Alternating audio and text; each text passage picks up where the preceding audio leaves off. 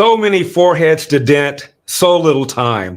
We're going to be talking about a number of things, including a big correction by the New York Times, the continued lie about Donald Trump saying there were good Nazis and bad Nazis on both sides, the lie that Republicans are loath to denounce white supremacy for fear that they're going to alienate the white voters, you know, the ones who became Republican Donald Trump voters because of the dog whistle that was used in order to get them.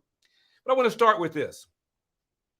The guy that attacked Dave Chappelle, a self-described bisexual, he was interviewed while he was in prison, and he said that the reason he attacked Dave Chappelle is that his LGBTQ, sometimes they add AI, I'm not even quite sure what that means, but that's me. LGBTQ jokes were triggering, and that Dave Chappelle should be more sensitive. He said this, and I'm quoting, "I wanted him to know the next time he should consider first running his material by people it could affect." Let's remind you exactly what happened when Dave Chappelle was attempting to perform at the Hollywood Bowl just a few days ago. Behind me on the DJ table is one of the most prolific producers that hip hop has ever presented, the mighty Mad Lib. Ladies and gentlemen, make some noise for hip hop history.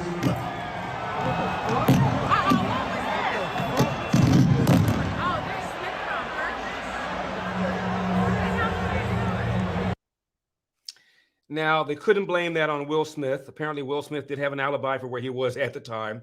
The gentleman who did that is named Isaiah Lee, 23 years old, again, self-described as bisexual. And he warned Chappelle that the next time he ought to consider running his jokes by people it might affect. And that gave me an idea. Actually, it's probably given the Biden administration an idea. How about setting up a joke pre-clearance governance board? You know, like the governance disinformation board, a joke pre-clearance governance board to make sure you run your jokes by before somebody gets triggered. And I recommend that we use as a commissioner to head up the board, Will Smith. After all, the man has a lot of time on his hands. Now think about this. You can just light somebody up when they say something that triggers you. As you know, moi was called the black face of white supremacy. You've been warned. Should I have done a drive-by on Erica D. Smith, a woman who wrote the line? What about Jean Guerrero, who referred to my jokes, to my positions, my policy positions as white supremacists?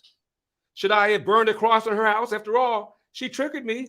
Maybe we ought to set up some sort of board where these writers for the LA Times and the Washington Post and the New York Times run their columns by me, lest they trigger somebody like me. I don't want to give these guys any ideas. Now, to the New York Times, the paper of record, arguably the most influential newspaper in the world. Do you know they have not endorsed a Republican since 1956? I kid you not. Jimmy Carter over Reagan? Michael Dukakis over George Herbert Walker Bush? Yeah. They falsely stated that 4,000 children age 5 to 11 had died of a COVID-related illness. Here's what they said, and I'm quoting. Many parents have hesitated to immunize their children, in part because they are at much lower risk of severe disease than adults, which, by the way, I said during the campaign, and I was accused of spreading disinformation by CNN, but I digress.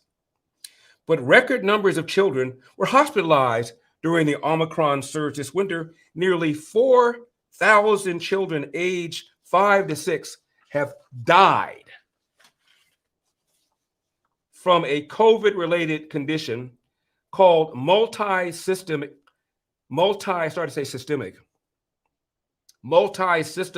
inflammatory syndrome during the pandemic.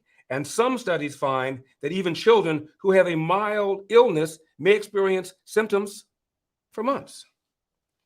Now, it turns out 4,000 children have not died.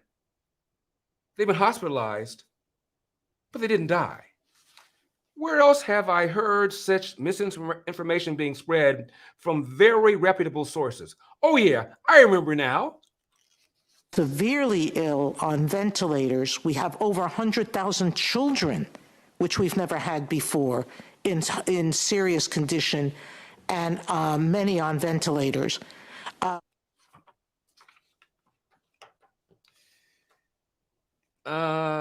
Got that one a little wrong, didn't she?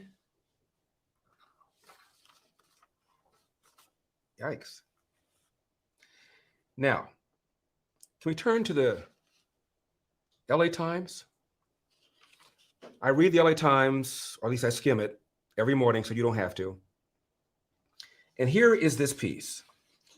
Republicans silent on right-wing violence. Subheadline. The party's timidity allows the country's most radical elements to grow unchecked. Sigh. And right on cue, you have the DNC chair. His name is Jamie Harrison. He's going on a satellite radio show and basically says the same thing. Watch this. Donald Trump demanded we say radical Islamic terrorism. He said, if you don't say it, you can't solve it. Well, this is called white supremacist terrorism. It's that simple, and they won't say the words because they don't want to offend their base, or they know what's in their base, or deep down, some of them, Mark Taylor Greene, Paul Gosar, Scott Perry, agree with white supremacy. Got to be blunt. This is where we are as a nation right now. It's very troubling. I can't believe this is where we are with two major parties, and one of them will not denounce white supremacy with any kind of passion, or not at all, to be blunt. Well, and it's part of it. It goes back to what I've been saying, and you know I've said it on your show for. By the way, notice he said won't denounce it with any kind of passion, or he said not at all. He had to add the with any kind of passion because, of course, people on quote my side have denounced white supremacy, white violence, any kind of violence. Well over a year now. That in the end of the day, this Republican Party is a shell of what it used to be. This Republican Party is a shell of what it used to be. Back in the old days, we loved the Republican Party. You know, the party of Nixon, the party of George W. Bush, the party of Ronald Reagan. We loved it back then. No, they didn't. We loved it back then. No, they didn't. But it's a shell of what it used to be. Now it's a bunch of bigots. party, which, by the way, is what they've always said. Yeah, they said Ronald Reagan was a Nazi. He most certainly did. When he got nominated in 1980, one of the lawmakers in California said, the stench of fascism in the air. So they've always called Republicans racists and fascists and Nazis. But back in the day, they were, I guess, acceptable racists and fascists and Nazis. No mas. The current Republican Party is built on fraud. It is built on fear, and it touches on fascism. Built on fraud, built on fear, and it touches on fascism. Built on fraud. How many times do we talk about the fact that a greater percentage of Democrats believe 2016 was quote unquote stolen than Republicans? We'll get back to that in just a second. We're going to take a break. I'm Larry Elder. My goodness. Built on fear, on racism, fascism. You know, there's a better than even chance that Donald Trump's going to run in 2024. And if he does, there's a better than even chance he's going to get the nomination. So it requires us to once again set the record straight on probably one of the biggest smears against Donald Trump. And that is when he was talking about the tragedy that took place in August in 2017 in Charlottesville, where this white nationalist drove his car through a bunch of people, killing one, injuring, I think it was around 32 people. Here is what Trump is being hammered for having said during that press conference. I'm not putting anybody on a moral plane. What I'm saying is this. You had a group on one side and you had a group on the other, and they came at each other with clubs, and it was vicious, and it was horrible, and it was a horrible thing to watch. but there is another side. There was a group on this side, you can call them the left, or you've just called them the left, that came violently attacking the other group. So you can say what you want, but that's the way it is. It's on both sides, sir. You said there was hatred, there was violence on both sides. Well, I do think there's blame. Yes, I think there's blame on both sides. You look at both sides. I think there's blame on both sides, and I have no doubt about it, and you don't have any doubt about it either. And if you reported it accurately, you would say. Kill the person. Heather hired Charlottesville. They showed up in Charlottesville to protest. Excuse me. They didn't put themselves down as you, and you had some very bad people in that group, but you also had people that were very fine people on both sides. Okay. And of course, that was improperly, and I believe intentionally, misinterpreted as Donald Trump saying you had good Nazis and bad Nazis, good white nationalists and bad white nationalists on both sides. Very fine people on both sides. Later on in the very same press conference, he could not have been more definitive. I'm talking about the neo-Nazis and the white nationalists because they should be condemned totally. And I'm not talking about the white nationalists and the neo-Nazis, he said, because they should be condemned totally. What part of that don't you understand?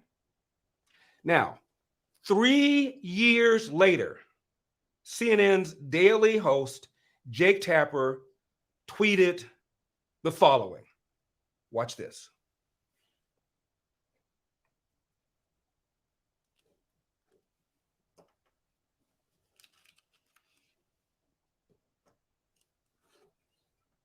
You have it? He said, and I'm quoting, "So Trump is not saying that the neo-Nazis and the white supremacists are very fine people, but he is saying people protesting alongside those neo-Nazi and white supremacists are very fine people," end of quote. That tweet came out 3 years to the month when Donald Trump allegedly said there were good Nazis and bad Nazis on both sides. So even Jake Tapper ultimately set the record straight. This tweet was 3 years later. Also, their weekend host, a guy named Michael Sussmann, was on with Steve Cortez, who was a Trump campaign aide in 2016. And a caller and Steve Cortez told Michael Sussmann that he, Sussmann, like Tapper, was wrong when they both interpreted Donald Trump's remarks to mean there were good Nazis and bad Nazis on both sides. Do we have Sussmann? The last 10 days, I know that I made reference to those words from the president, and I had a phone caller who called and said that is not what the president said. Now, having invested the time to go back and zapruder the tape, I think the caller's right, and I think you're right. I think it's true. He'd have done himself a favor if he had verbalized it the way you have with the words monument debate. Okay. Jake Tapper. 3 years later, he does a tweet setting the record straight. Michael Sussmann, far later, sets the record straight. Both these gentlemen are on CNN. And after they set the record straight, I saw with my own baby brown libertarian eyeballs, people like Joe Biden going on CNN, repeating the same lie, even after these two CNN hosts set the record straight. And nobody on CNN said, "Excuse me, Mr. Biden, my colleague over here, Jake Tapper, whose office is right down the hall, recently set the record straight about what Trump really said." They didn't say a word. They didn't say a word. And in Brussels, Belgium in March, Joe Biden, over there, presumably to talk about Ukraine, brought it up again and told the world that's why he decided to run for office. You know, he had to come down from on high. He wasn't going to run. I was not going to run. And then I saw these people in the fields in Charlottesville holding torches, veins bulging. And the guy that you referred to, he wouldn't say Trump by name, said there were very fine people on both sides. And that's when I said, I got to get into this thing. Avengers Assemble. Play Biden. I wasn't going to run again. And I mean that sincerely. I had no intention of running for president again. And until I saw those folks coming out of the fields in Virginia carrying torches and Keep in mind, he's talking to the world. He's not just lying to the Republican people, to the American people anymore. He's lying to the whole world. This is why I, Joe Biden, came down from the rafters. I wasn't going to run. I was not going to. Anybody who knows me knows I wasn't going to run, meaning the opposite. But I just had to get into the game because who else was going to do it other than moi? Wearing Nazi banners and literally singing the same vile rhyme that they used in Germany in the early 20s, or 30s, I should say. And then when the gentleman you mentioned was asked what he thought, and a young woman was killed, a protester, and he was asked what he thought, he said, "They're very good people on both sides." And that's when I decided I wasn't going to be quiet any longer. He had to get in the game then. Avengers assemble! Avengers!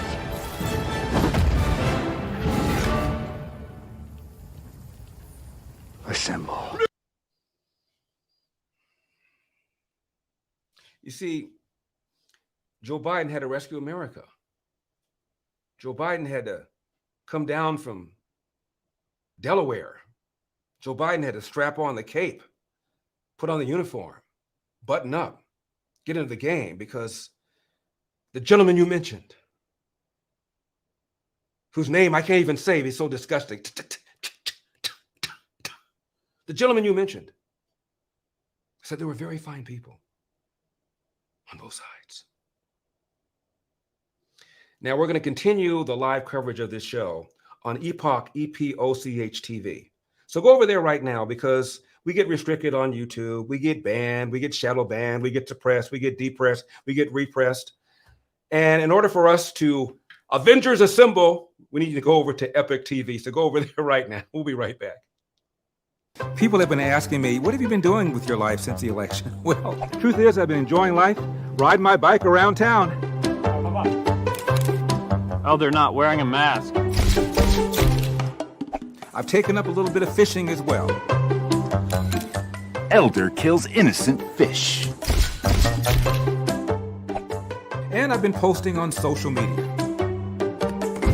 Oh, come on. Listen, if you're tired of the censorship as I am, I've actually got some great news for you. Check out EpochTV.com.